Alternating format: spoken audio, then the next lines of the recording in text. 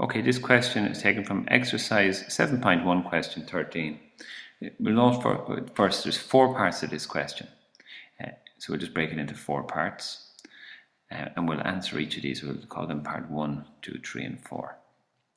Now in the first part of the question we know that A is bigger than B, which is bigger than 0. They're both positive, and N is also positive. And we're to show in any example that we make up that A to the power of N will be greater than B to the power of N.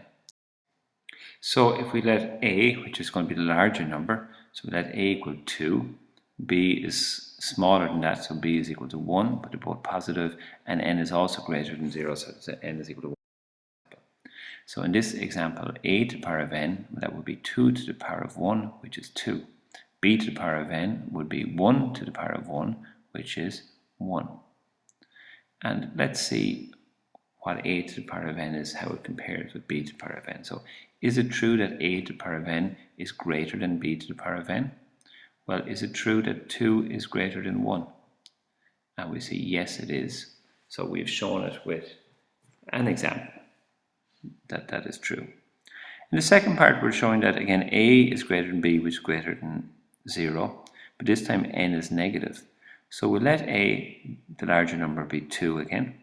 We'll let B be 1, and we'll let N be minus 1 is the simplest number we could use here. So let's write out what A to the power of N is. Well, that would be 2 to the power of minus 1, and that means 1 over 2, or a half.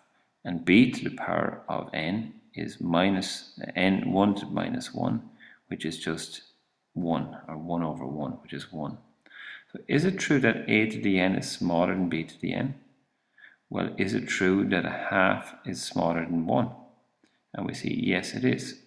So again we've shown this to be true with a simple example we've made up. Now we're to come up with conclusions for A smaller than B, which is smaller than 0.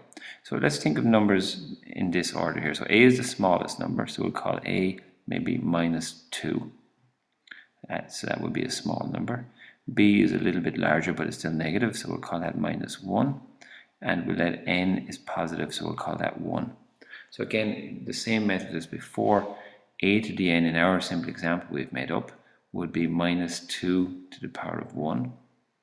And this is just minus 2, because anything in the power of 1 is itself.